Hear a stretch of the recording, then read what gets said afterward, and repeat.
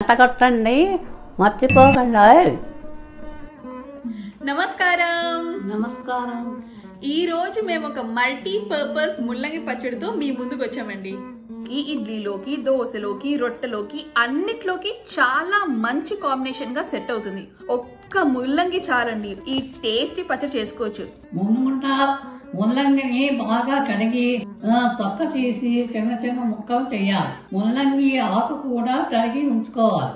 ఇప్పుడు ఒక మూకుడు తీసుకొని అందులో 3 చెంచాలు నూనె, 2 చెంచాలు పప్పు, 2 చెంచాలు మినపప్పు, 2 ఎండుమిరపకాయలు, 1 చెంచాలు జీలకర్ర వేసి ఎర్రగా అయ్యేదాకా వేసుకోవాలి. ఇందులో ముల్లంగి ముక్కలు, 2 ఉల్లిపాయలు, తరిగిన ముల్లంగి ఆకు, చింతపండు, ఉప్పు, 1/2 చెంచాలు పసుపు వేసి కలిపి 5 నిమిషాలు మగ్గించుకోవాలి. ఇలా మగ్గాక ప్లేట్లోకి తీసుకొని చల్లారి పెట్టుకోవాలి. చల్లారాక గ్రైండర్లో వేసి గ్రైండ్ చేయాలి.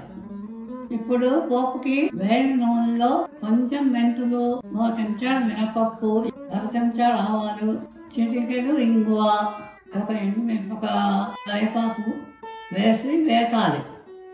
వేసాక పచ్చడిలో వెయ్యాలి. అంతే.